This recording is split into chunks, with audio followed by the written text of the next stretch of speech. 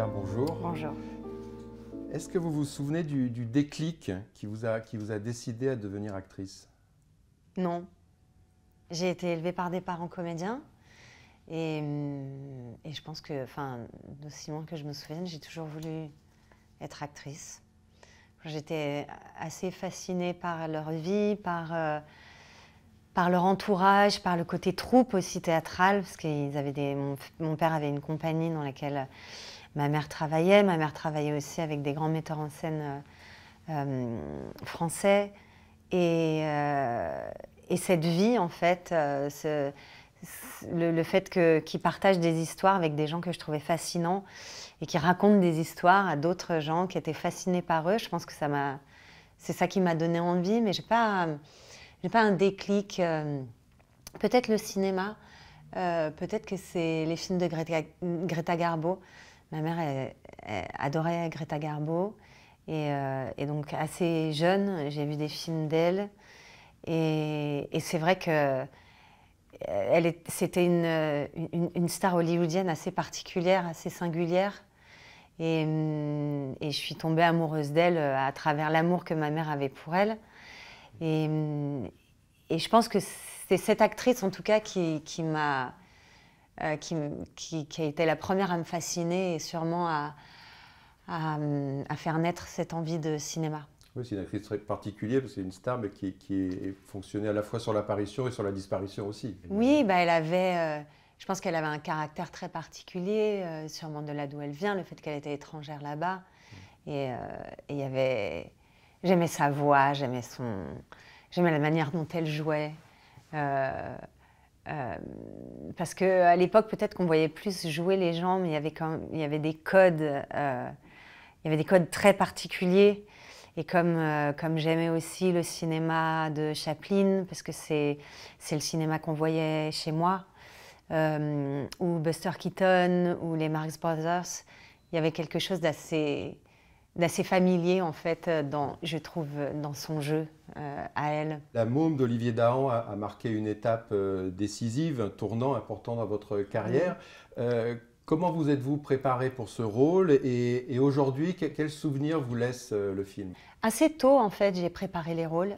Assez tôt, j'ai eu cette notion qu'il y avait une nécessité de travailler pour aborder un rôle.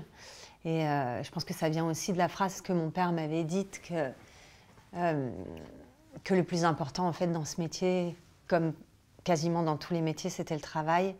Et puis j'avais lu une biographie de Romy Schneider qui commençait par cette phrase je vais travailler mes rôles de 50 façons différentes. Peut-être que la première, en définitive, sera la bonne direction, en tout cas, mais ce sera enrichi par les 49 autres chemins qu'elle aura explorés. Et donc, pour La Môme, c'était évidemment... J'avais déjà fait quelques films, que j'avais déjà expérimenté des préparations parfois longues. J'avais découvert des méthodes de travail, des gens avec qui je travaillais, des coachs qui m'ont aidée sur certains films. Et sur La Môme, ça me paraissait évident qu'il y avait un grand travail de recherche, mais surtout de rencontre intérieure, disons, même si ça paraît un peu abstrait. Et j'avais envie surtout de travailler parce que c'était pas évident, parce que je pense que j'avais quelque chose à prouver par rapport aux gens qui trouvaient ça hyper bizarre de me proposer ce rôle à moi. Même certains de mes amis remettaient vraiment en doute le fait qu'il y avait quelque chose d'organique là-dedans. Donc je pense que au-delà du fait que j'avais évidemment envie de travailler et que cette période est assez magique en fait pour un acteur, la rencontre avec un personnage, tout ce qu'on va pouvoir lui apporter, tout ce qu'on va pouvoir travailler du point de vue imaginaire. Bon, là en l'occurrence c'était... j'avais beaucoup d'informations, mais il y a toujours une part d'imaginaire, il y a toujours le questionnement, comment on va arriver à faire vivre les sentiments de ce personnage et où ces sentiments prennent racine, dans quel... en fait, comment on va être amené à comprendre la personne qu'on va incarner. Donc je me suis plongée dans toutes les archives que j'ai pu trouver, les livres, les films, je l'ai beaucoup écouté. Donc ça, c'était tout un travail technique. Après, techniquement, ce qui est un peu plus chiant à raconter, mais bon, il y avait tout ce truc de lip sync, parce que Olivier Dahan voulait la voix d'Edith Piaf. Et je voulais des lip sync parfaits, parce que jusqu'ici, tout ce que j'avais vu dans les films, quand les comédiennes ou les comédiens ne chantaient pas, j'y croyais pas. Donc ça a été une des plus grandes parties de mon travail, ça a été de prendre des cours de chant déjà pour apprendre sa technique à elle, même si je n'allais pas chanter. Et puis mon but, c'était de faire un lip sync parfait, en fait. Et puis, il y a cet autre chemin, qui est un chemin un petit peu plus personnel, un petit peu plus interne, un petit peu plus mystérieux, disons, qui est l'exploration du parcours émotionnel, quelque part, de cette femme à travers tout ce qu'elle a vécu.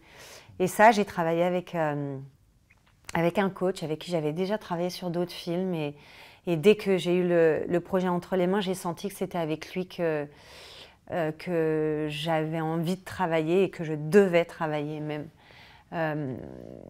Et je ne sais pas si c'est vraiment intéressant de parler de ce travail et si ça peut parler ou si ça peut être... mais c'est un travail, voilà, comme je disais, sur l'émotionnel. Donc moi j'avais mon travail personnel à la table quelque part, de lire, d'essayer de comprendre cette femme, d'où venaient ses peurs, d'où venaient ses joies, d'où venait sa passion, d'où venait tout ce qui la faisait vivre, tout ce qui la faisait vibrer. Et en même temps, il y avait tout ce côté mystérieux de l'être qu'on a tous en nous, en fait, cette part de mystère qui peut être mystérieuse déjà face à soi-même face à soi-même, mais quand on aborde quelqu'un qui est extérieur à nous, le mystère est encore plus grand. Et je ne sais pas si je l'ai craqué entièrement, mais en tout cas, je pense que j'ai compris certaines choses qui m'ont permis de connecter profondément avec les émotions qu'elle avait traversées quand elle était en vie, quoi. Ce travail que vous avez entrepris pour la môme sur justement la découverte, la compréhension d'un personnage, cette forme de méthodologie, est-ce que c'est quelque chose qui vous a accompagné, qui vous a aidé pour la suite des rôles que vous avez joués, ou au contraire, est-ce qu'il faut tout réinventer ou recommencer pour chaque film? Je pense que c'est un peu des deux. Il y a une part d'expérience à travers chaque rôle, ce qu'on apprend de chaque personnage, disons, la manière dont on va atteindre une certaine compréhension, on va pouvoir le réutiliser pour un autre film. Mais je n'ai pas de méthodologie particulière ou de technique particulière que je suis à chaque film. J'aime bien me laisser porter par l'histoire, par le personnage et savoir comment ça va m'amener à quelle technique de travail ou quelle, disons, manière de travailler. Et j'aime bien que ce soit différent à chaque fois. Je n'ai pas envie de me dire « Ok, bon, cette méthode fonctionne, donc je vais la réutiliser ». Le cinéma, c'est tellement vivant. Un personnage, c'est une nouvelle personne qu'on rencontre. Les rencontres ne sont pas les mêmes. Et puis, il y a aussi le fait que j'aime explorer des choses différentes. Et du coup, ne jamais retrouver la même expérience et du coup une expérience complètement différente, ça me paraît pas logique de coller la même technique à chaque être humain en fait que je vais explorer. Et puis il y a aussi les metteurs en scène avec qui je vais travailler, les réalisateurs, les réalisatrices qui ont des énergies différentes, des envies différentes. Pour les frères Dardenne, par exemple, c'était la première fois que j'expérimentais le fait de répéter tout le film parce que comme c'était des plans séquences, on avait vraiment besoin de répéter. Sinon, sur un plan séquence, donc on perd trop de temps à chercher la chorégraphie sur le plateau le jour du tournage. Donc tout était répété. On a répété pendant 5 ou 6 semaines, je crois. Oui, c'est ça, je crois que c'était 5 semaines et ensuite 6 semaines de tournage. On a répété dans les décors, avec les costumes, avec les comédiens. Et c'était magique, en fait. Des fois, dans la répétition, en fait, on peut avoir peur d'expérimenter quelque chose et de déflorer quelque chose, d'enlever la première couche, et parfois la première couche, elle est importante, elle est intéressante. Quand on est sur un plateau, la première prise, parfois, elle est particulière. Après, il y a des comédiens qui sont bons à la première prise, il y a des comédiens qui sont bons à la 6e, bons à la 15e. Ça va tout dépendre de la personnalité de la personne qui incarne un personnage, mais parfois j'ai peur des répétitions. Il y a des grands acteurs, comme Daniel Day-Lewis par exemple, avec qui j'ai pu travailler, qui répètent pas. Alors il y avait une forme de répétition sur le film qu'on a fait, parce qu'il y avait de la danse, il y avait du chant et tout, mais et donc les répétitions, c'est un moment assez particulier. Et je pense que ça marche sur certains films et pas sur d'autres. Mais en tout cas, explorer comme ça ce personnage chez les Dardenne, surtout comme je voulais avoir un petit accent, mais que je voulais pas que ça se sente trop, que je voulais pas... Généralement, quand je travaille sur des accents, je vais travailler avec un coach. Là, j'avais pas vraiment besoin d'un coach pour avoir cette espèce de petite saveur belge dans mon accent. Et toute cette période de répétition m'a vraiment permis d'expérimenter, de doser différents niveaux d'accent. Donc pour le coup, c'était vraiment intéressant de répéter pour ce film. Vous avez tourné dans Inception de Christopher Nolan. Comment est-ce que vous avez appréhendé cette expérience, puisque Nolan, c'est à la fois quelqu'un qui fait des blockbusters hollywoodiens énormes, mais c'est aussi un super auteur. Donc on est à la fois entre le blockbuster et le super film d'auteur. Donc j'imagine qu'il avait une méthode de travail, notamment avec les acteurs, sur les répétitions, sur le tournage très, très particulière. Comment s'est déroulée cette relation et cette expérience? C'est vrai que c'est un cas très particulier, Nolan, à Hollywood, enfin aux États-Unis, disons, parce que c'est quelqu'un qui va écrire un scénario de Batman, c'est quelqu'un qui va écrire, il est auteur, réalisateur. Et on sait peu, mais par exemple, Tim Burton, il n'écrit pas ses scénarios, alors qu'on pourrait imaginer que c'est quelqu'un qui écrit ses scénarios, tellement ses films, son univers lui appartiennent à ce point. Sur Inception, ce qui était très particulier, c'est que, alors ce scénario, il était très complexe à comprendre. C'est un des scénarios que j'ai le plus lu de tous les films que j'ai faits, parce que franchement, je l'avoue, j'ai pas tout compris tout de suite. Et Léo DiCaprio, avec qui je travaillais, était dans le même état que moi. Donc on a mis nos notes en commun au bout d'un moment. Et on est allé voir Christopher Nolan parce qu'on avait besoin de réponses, on avait besoin de faire des connexions qu'on n'arrivait pas à faire, parce que même en mettant nos notes en commun, il nous restait des questions. DiCaprio a répondu à certaines de mes questions, j'ai répondu à certaines de ses questions. On est deux acteurs assez similaires qui préparons beaucoup les films. Donc ça a été une période assez chouette de mettre en commun notre exploration, notre pré-exploration, disons, de cette histoire. Et quand on est allé voir Nolan, donc on avait beaucoup de questions, il nous restait beaucoup de questions, et Nolan avait réponse à toutes les questions, et parfois on était un peu dubitatif avec DiCaprio de se dire bon bah ça il dit que ça fonctionne, mais je sais pas, il y avait des choses auxquelles on ne croyait pas trop. Et ce qui est assez dingue, c'est que quand on voit le film au final, effectivement tout fonctionne, et on se posait beaucoup de questions qui paraissent inutiles quand on regarde le film. Mais moi, j'avais des questions d'ordre technique, à savoir, quand elle se suicide de l'autre côté de la rue. Et lui, il est dans un appartement duquel elle est censée sauter. Et donc mes questions, c'était, mais comment les flics vont pas se rendre compte que la trajectoire de son saut, ça colle pas avec... Et bon, il nous regardait en se disant, ok, j'ai affaire à deux animaux précis, disons, pour être sympa avec nous-mêmes. Et en fait, on s'en fout, personne ne s'est jamais posé la question. Mais donc on a vraiment développé une espèce de relation comme ça, où on ne savait pas trop parfois s'il ne nous trouvait pas hyper chiant. En même temps, il voyait bien qu'on était hyper investis dans son film. Donc je pense que pour un metteur en scène, c'est quelque chose d'important. Et puis sur le tournage, je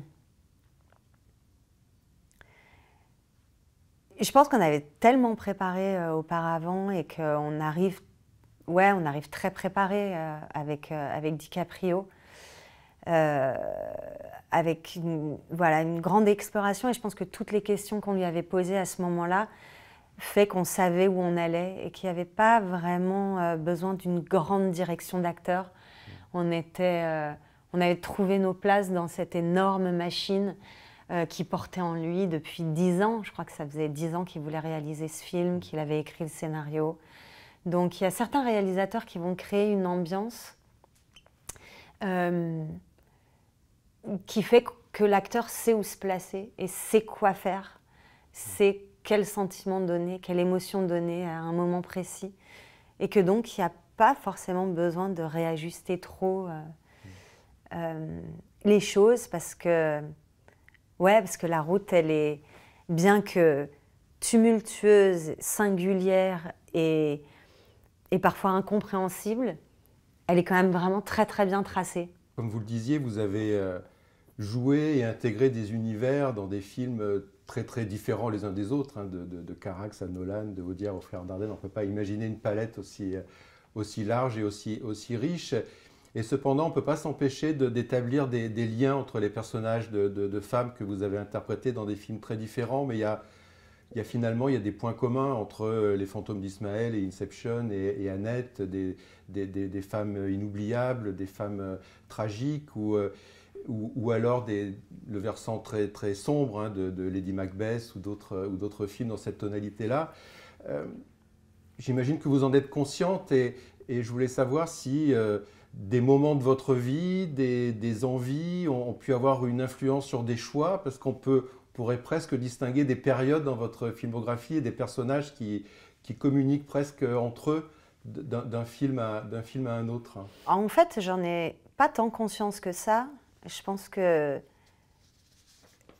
ce sont des gens qui vont m'en parler, comme vous aujourd'hui, qui m'ont fait prendre conscience effectivement de résonance d'un personnage à l'autre. Et vous disiez, est-ce qu'il y a des moments dans votre vie qui vous ont amené à faire tel ou tel choix? Et en fait, c'est marrant parce que c'est plutôt pas l'inverse, mais des besoins que j'ai eus dans ma vie de me dire « Ah, j'aimerais bien explorer ça » et les films sont arrivés comme une merveilleuse coïncidence. Et ça s'est souvent passé, en fait, au long de mon chemin d'actrice, qu'un rôle vienne rencontrer sans que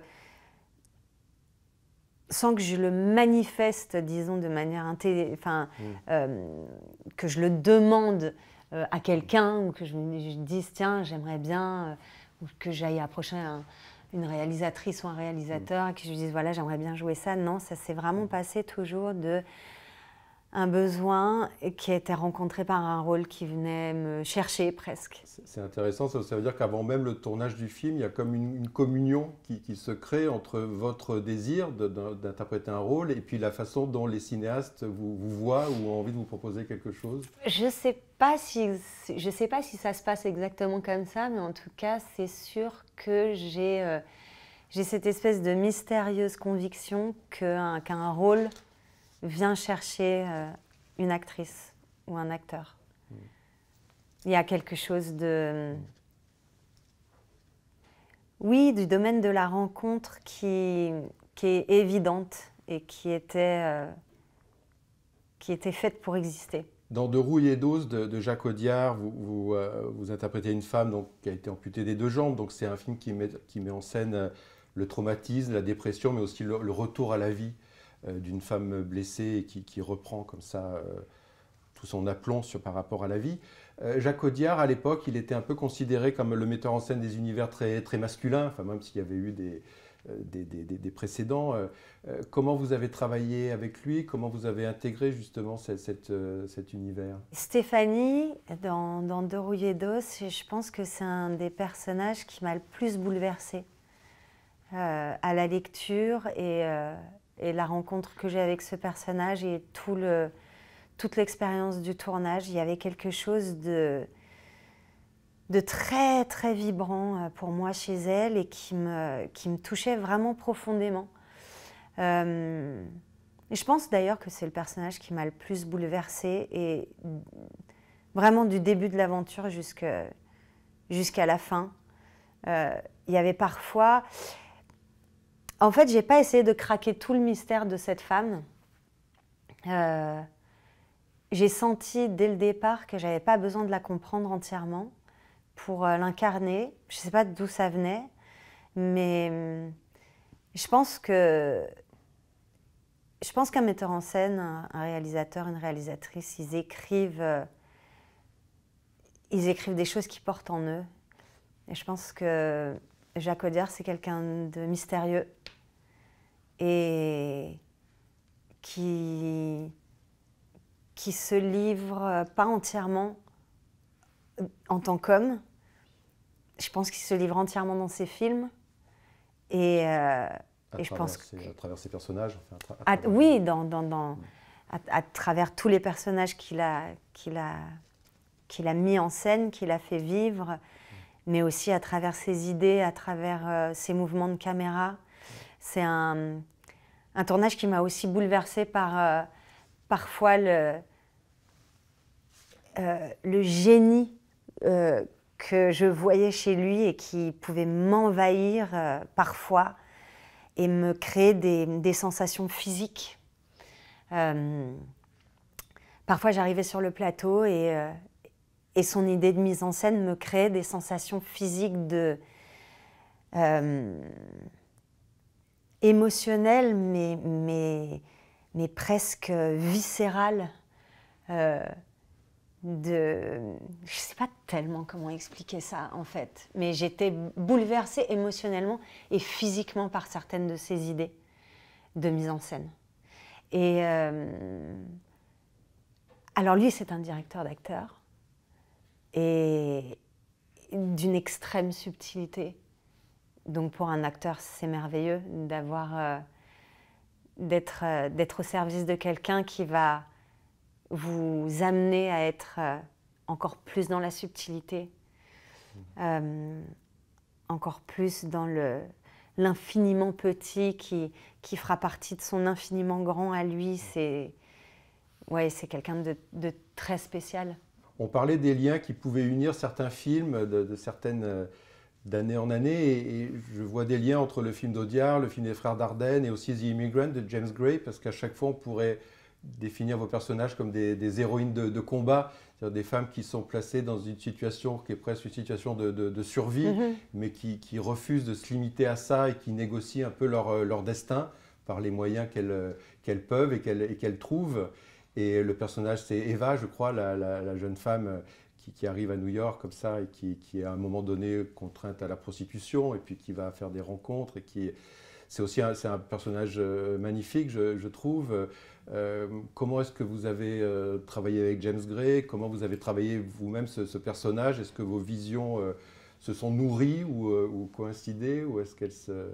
Oui, je pense que quand on accepte de faire un film, c'est d'une certaine manière qu'on comprend déjà la vision d'un metteur en scène.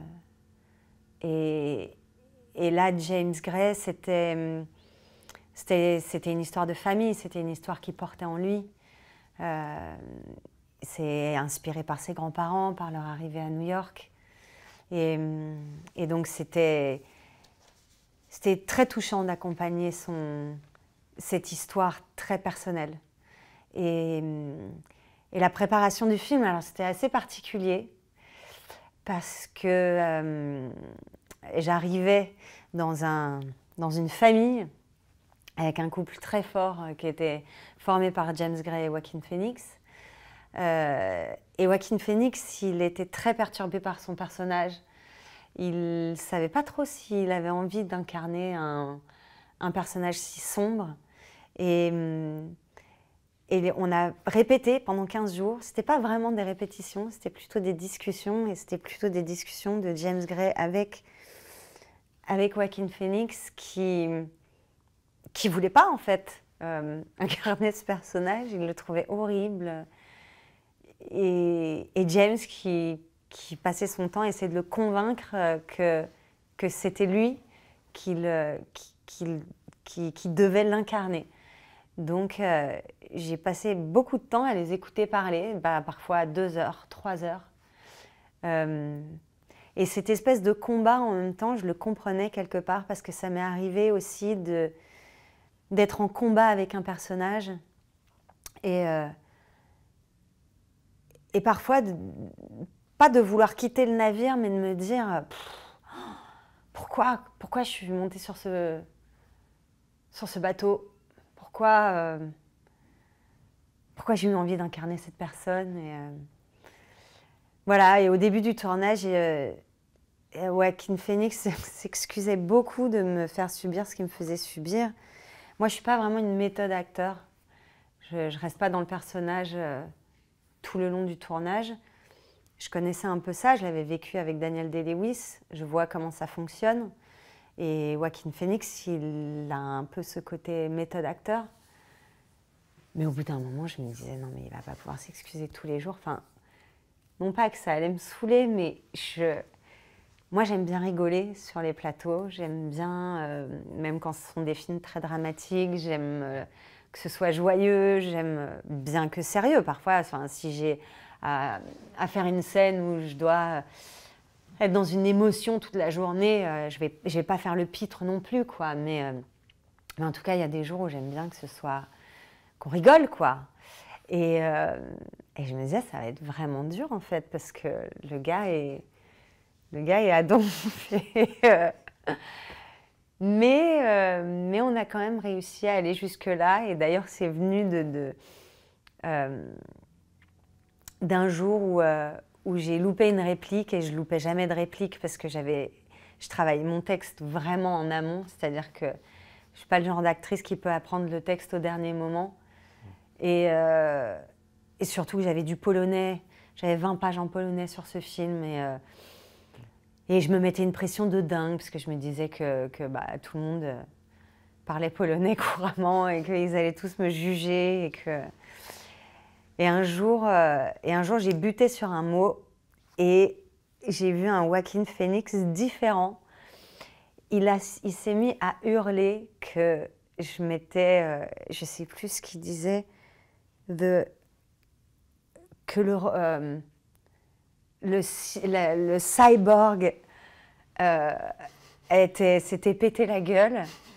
Et donc, j'ai compris qu'il m'appelait le cyborg depuis plusieurs temps déjà avec James Gray. Et le fait que je me gourre, quoi, et que quelque part, il y a une espèce de truc qui se craque dans l'armure, a fait qu'il a pété un plomb de rire. Et qu'à partir de ce moment-là, ça a été un peu plus détendu, quoi. Et on a commencé à se marrer. Et voilà, c'était un film avec une toute petite économie où je voyais un réalisateur qui racontait une histoire très intime.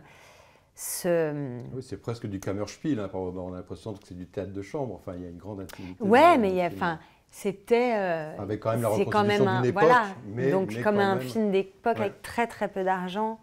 Donc parfois, ça a été douloureux de voir James Gray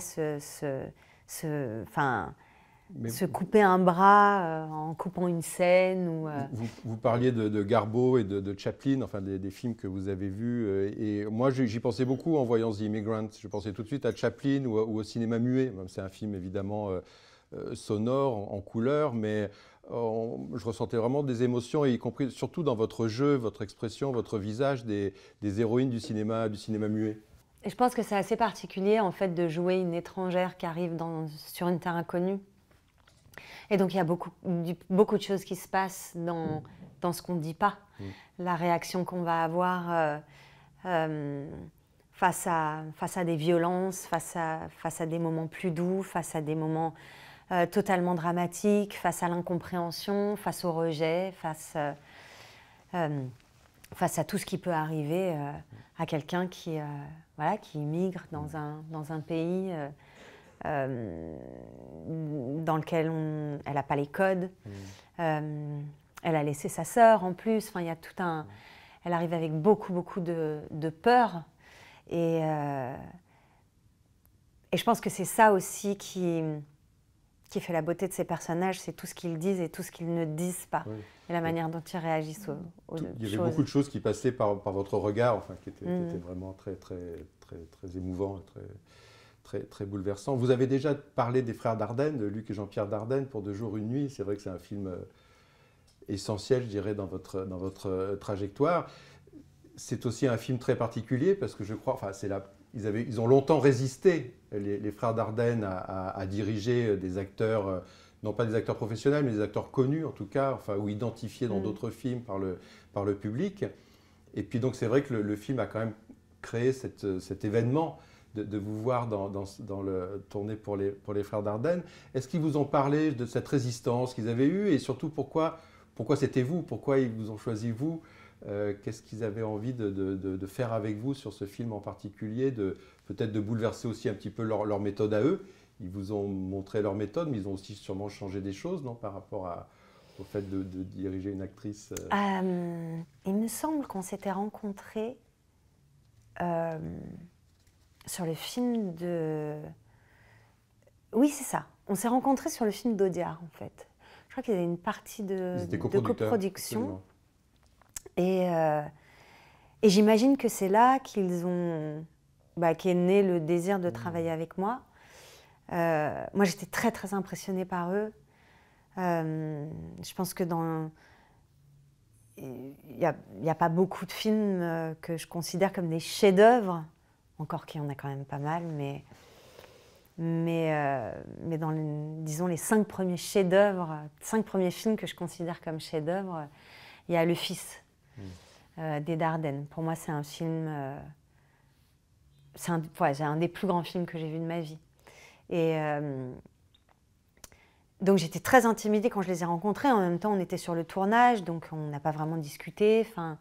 Et quand on s'est rencontrés la première fois, c'était pas pour ce film-là, en fait. Ils avaient une autre idée en tête. Et puis un jour, ils m'ont appelée en me disant « On a changé d'avis, on voudrait raconter une autre histoire avec toi ». Et ça a été 2 jours, 1 nuit. J'étais très déstabilisée par le scénario, parce que, en définitive, c'est presque la même scène qui se répète une douzaine de fois. Donc j'avais très peur de ne pas être à la hauteur, et en même temps, c'est un moteur merveilleux de se sentir tout petit face à peut-être pas un rôle, mais en tout cas un projet, de me dire il y a une montagne à gravir, et ça me plaît assez de ne pas savoir si je vais être capable de gravir cette montagne. Un autre très grand directeur d'actrices et d'acteurs, c'est Xavier Dolan. Juste la fin du monde, c'était un film aussi un peu particulier, puisque c'était un film en huis clos, d'après la pièce de Lagarce, mais c'était aussi une manière pour lui de réunir 5 acteurs très emblématiques du cinéma français, qui ne venaient pas forcément du même endroit. Comment s'est déroulé le tournage? Est-ce qu'il y a un effet de troupe, comme au théâtre justement, qui s'est créé? Puisque, bon, voilà, vous êtes à l'image souvent ensemble, et il y a le texte de la pièce évidemment, mais il y a aussi la mise en scène de Xavier Dolan. Comment tout ça s'est imbriqué, tous ces rencontres? Chacun de notre côté, je pense qu'on s'aimait tous beaucoup, les uns les autres. Et c'est Xavier qui nous a réunis avant le tournage. Et tout de suite, il y a eu la conscience d'accompagner un très grand metteur en scène, la chance qu'on avait d'avoir un texte comme celui qu'on avait, la chance qu'on avait d'être tous ensemble. Donc il y avait quelque chose de très joyeux et très doux, et puis surtout une grande excitation de partager la scène de ce film que je trouve magnifique aujourd'hui. Et donc il y avait effectivement ce côté troupe. En plus, franchement, il a réuni que des gens qui aiment bien rigoler. Et donc on s'est très bien entendus, on s'est vraiment marré. Il y a quelque chose qui nous lie tous aujourd'hui à travers ce film, enfin grâce à ce film, parce que c'était pas facile. Le texte est vraiment pas facile. On doit l'apprivoiser, et puis pour rendre naturelle toute cette langue si particulière, on était tous dans la même galère. Enfin, c'était pas une si grande galère que ça, mais on était tous dans le... on savait ce que vivaient les uns et les autres avec le texte qu'on avait. Et ça nous a vraiment unis. Voilà. Et c'est un de mes films préférés aujourd'hui, de tous les films que j'ai faits. C'est un film qui m'a bouleversée la première fois que je l'ai vu. C'est un film magnifique, moi j'aime beaucoup aussi, je trouve que c'est le plus beau film. Et d'ailleurs, chez Les Dardennes ou chez Xavier Dolan, votre personnage, c'est cette jeune femme qui est en proie à une forme d'inquiétude et de solitude. Je dirais qu'une solitude dans un groupe, une solitude, même si elle rencontre beaucoup de gens, mais c'est quand même, elle est un peu dans une sorte de coquille. Et il y a aussi ce sentiment de peur, finalement, dont vous parliez tout à l'heure. Alors que ce soit dans La Môme ou dans d'autres films, vous avez vraiment exprimé la passion à son paroxysme. Vous avez pu aussi exprimer des choses plus diffuses, plus subtiles. Là aussi, est-ce que c'est une question de rencontre avec un personnage ou comment vous vous sentez pour interpréter ces émotions dans des films qui peuvent aller de quelque chose d'extrêmement grandiose, paroxystique, ou au contraire beaucoup plus subtil? Qu'est-ce que vous préférez d'abord? Qu'est-ce que vous aimez jouer? Ou est-ce que tout vous apporte quelque chose d'intéressant ou de créatif? Non, c'est assez drôle les parallèles que vous faites, que moi j'ai jamais fait personnellement en fait. C'est vrai que je compare jamais un personnage à un autre, mais c'est intéressant que vous me proposiez cette vision-là qui est très juste. Les personnages viennent choisir les acteurs, aussi mystérieux et bizarre que ça puisse paraître. Et que moi, je vais m'engager dans un film quand immédiatement l'histoire que je viens de lire et le personnage que je viens de découvrir va m'obséder. Et oui, j'aime les parcours de femmes qui se battent, j'aime les parcours de femmes qui survivent, et qui vont essayer de dépasser le fait de survivre pour pouvoir vivre simplement. Je suis bouleversée par les femmes qui effectivement ne vont peut-être pas là où on les attend et trouvent leur propre chemin, tout en tentant d'évoluer dans un monde qui est parfois extrêmement douloureux et extrêmement violent, de trouver leur place en fait, en définitive. Et c'est ça qui me bouleverse chez les gens en général. C'est ça qui va me bouleverser chez quelqu'un qui n'arrive pas à trouver sa place. C'est ça qui va me toucher, me faire parfois de la peine. Et puis, tous ces personnages que j'explore, je pense peut-être que je dépasse la question là, mais parce que c'est ce qui me vient, ça me permet d'abandonner au long de ma route à moi les jugements que j'ai envers les autres êtres. Parce qu'en fait, et ça me fait penser aussi par exemple à Lady Macbeth et tout le jugement que je peux avoir sur cette femme au départ et la manière de l'explorer et mon besoin de la comprendre. Et je pense que c'est aussi pour ça que je fais ce métier, c'est que j'ai besoin de comprendre de plus en plus profondément les êtres qui m'entourent, et moi, commencer par me comprendre moi, et puis les êtres qui m'entourent, et pour arriver à ne plus les juger parce que ça ne me sert pas à grand-chose de juger les autres. Et ce qui est beau dans un parcours d'acteur, c'est de pouvoir explorer des personnalités qu'on aurait pu peut-être comme ça juger dans la vie. Et en fait, en les découvrant en profondeur, on se rend compte que oui, que le jugement ne sert pas à grand-chose parce que il y a toujours des choses à explorer à l'intérieur de l'humain, il y a toujours des choses à comprendre. Et peut-être que plus on comprend, plus on accepte et plus on aime.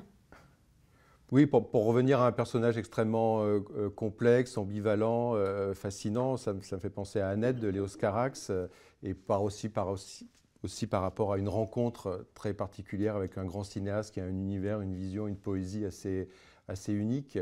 Voilà, je voulais savoir comment s'est déroulée cette rencontre, comment il vous a parlé ou pas parlé du personnage pour arriver à cette création absolument magnifique à tout point de vue, sur des images, de la musique, du jeu aussi de vous et Adam Driver. Annette, c'est un film que j'aime passionnément. La première fois que j'ai rencontré Carax et qu'il m'a proposé ce film, j'ai été obligée de lui dire non parce que j'étais enceinte à ce moment-là et que sa période de tournage correspondait au moment où j'allais donner naissance à ma fille et que je m'étais promis de plus refaire ce que j'avais fait avec de ne pas refaire ce que j'avais fait avec mon fils, qui était de tourner au bout de 12 jours, d'enchaîner 3-4 films. Ça avait été ça avait été compliqué. Et donc je lui ai dit non en me disant que c'était fou en fait de dire non à Carax. Et puis j'ai eu la chance que le projet se fasse pas comme il avait imaginé le faire à ce moment-là et qu'il vienne me reproposer le rôle et que je puisse dire oui. C'est un personnage extrêmement complexe, le personnage de Annette, parce que je pense que c'est le personnage qui a les plus grands paradoxes, les plus grands extrêmes de cette espèce de personnage cristallin, timide, qui se transforme en bête de scène et qui, par ce besoin de reconnaissance, je pense, qui habite chaque artiste et qui peut être tellement dévorant qu'on peut en devenir monstrueux. Et quelque part, c'est ce qui arrive à ce personnage, de cette douceur qu'elle a, devenir quelqu'un qui ne supporte pas qu'on lui ait ôté la vie et qui ne supporte pas qu'on lui ait ôté sa place et qui va en devenir monstrueux. Et qui a une soif de vengeance d'outre-tombe, comme ça. Et je trouve ce personnage totalement fascinant, les personnages de ce film totalement fascinants, parce qu'il y a ce parcours parallèle aussi d'Adam Driver sur ce besoin de reconnaissance et qui est quelque chose qui me fascine parce que je l'expérimente depuis des années, que je pense que c'est quelque chose d'assez pathologique chez l'acteur et et que c'est vraiment je pense que c'est la quintessence de la rencontre avec lui-même ou avec elle-même. C'est l'homme, la femme face à l'acteur, l'actrice qu'il est. C'est quelque chose d'assez fondamental en fait. De craquer cette énigme ou cette, comment dire, cette équation très particulière qu'on a face à nous-mêmes et que je trouve que ce film explore de manière tellement profonde, tellement en même temps intelligente, spirituelle et complètement viscérale. Pour moi, c'est un très très grand film. C'est un chef-d'œuvre. On a beaucoup parlé d'héroïnes tragiques, romantiques, mélancoliques, mais moi je trouve que vous avez un talent extraordinaire pour la comédie. Est-ce que vous n'avez pas le sentiment qu'il est un peu sous-exploité par les cinéastes depuis pas mal de temps? Et moi j'adore Rock'n'Roll, où vous êtes absolument hilarante, et c'est un film incroyable parce que non seulement vous jouez une actrice, mais vous jouez une actrice qui s'appelle Marion. Donc je ne sais pas à quel point vous avez collaboré à l'écriture ou participé au processus créatif de ce film. Et est-ce que vous avez un désir de comédie ou un manque de comédie? J'ai adoré faire ce film. J'ai pas participé à l'écriture, mais c'est vrai que dans le processus de travail avec Guillaume, il me fait lire très en amont les films, donc je donne mon avis, voilà, le plus sincèrement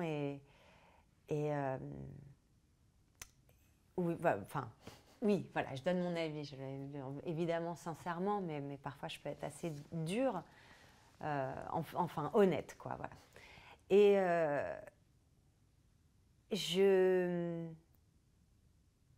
c'est pas ma zone de confort, la comédie.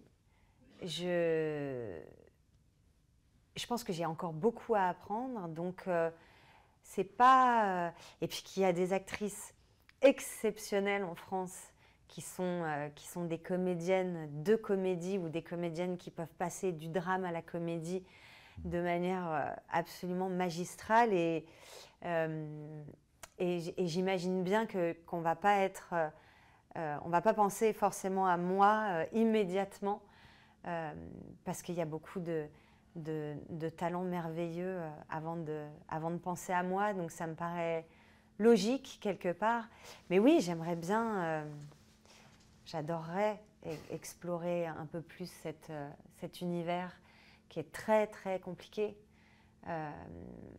parce que les codes sont différents en fait. Mais ça me manque. Il y a quelque chose qui me trouble beaucoup, c'est la fréquence de vos rôles où vous interprétez une interprète. C'est-à-dire que vous êtes une actrice, une cantatrice, une chanteuse, une star, comme dans le film de Lucila Jailovic. Et ça, bon, c'est pas un hasard, mais en tout cas, c'est troublant pour les spectateurs. Ça crée quelque chose d'assez fascinant. Et je voulais savoir si pour vous, c'était aussi une source de trouble, de vertige ou d'introspection, le fait de jouer quelqu'un qui joue, qui interprète elle-même. Alors effectivement, ça fait quelques films là, que ce soit donc le film de Carax, que ce soit d'Arnaud le film de Desplechin, le film de Lucille, le prochain film que je fais avec Bertrand Mandico, j'interprète aussi une actrice. Little Girl Blue aussi. Oui, alors d'une certaine manière, effectivement, le film de Mona Achache, je trouve ça très bizarre. Mais je n'ai pas d'explication plus que ça. Je sais pas. En même temps, c'est très intéressant. Ça veut dire que pour les cinéastes, vous êtes l'actrice, en fait. Bah, j'en sais rien, je n'irai pas jusque-là, mais en tout cas, il y a quelque chose que je ne m'explique pas. Je ne sais pas si j'ai vraiment besoin de me l'expliquer. Il y a quelque chose qui me plaît là-dedans. Bon, j'espère que ça ne va pas durer non plus des années, parce que quand j'aurai fini l'exploration de l'actrice qui incarne une actrice, je passerai à autre chose, j'imagine bien. Mais c'est vrai que là, ça commence à faire pas mal de films. Donc, voilà, ça ne me questionne pas plus que ça. Je trouve ça étrange. Voilà, en résumé. Ça me plaît. Mais à chaque fois, c'est des films très différents et qui sont, voilà, c'est des facettes. Il y a aussi, je pense que, ce qui me plaît là-dedans, c'est les différentes couches de personnalité, déjà à l'intérieur même d'un personnage qui n'est pas forcément une actrice, mais tout le tumulte que je connais d'interpréter un personnage, et du coup de se dédoubler, de se détripler parfois. Et ça donne une richesse aux femmes que j'incarne, que j'ai la chance d'incarner, qui est, oui, d'une richesse et d'une grande, grande profondeur. C'est un animal très, très intéressant, l'acteur. J'ai toujours considéré l'actrice et l'acteur comme... Enfin, considéré, non, pas, d'ailleurs, c'est pas considéré, mais je suis vraiment fascinée par cet animal, ces gens qui ont décidé de mettre leurs émotions au service d'une autre personnalité, de faire vivre quelqu'un de totalement différent d'eux, d'elle, de nous, et puis d'accompagner la vision d'une réalisatrice ou d'un réalisateur dans cette aventure merveilleuse qui est de faire un film ou être sur scène pour provoquer des émotions chez les gens. Donc toute cette exploration, voilà, de pouvoir l'explorer à travers un personnage, étudier cette bestiole, ça me paraît logique quelque part, que ma fascination pour l'être humain et ma fascination pour l'acteur se rencontrent sur le même plan. Oui, voilà, ça me paraît logique et ça me plaît. Merci beaucoup, Marion Cotillard. Merci à vous.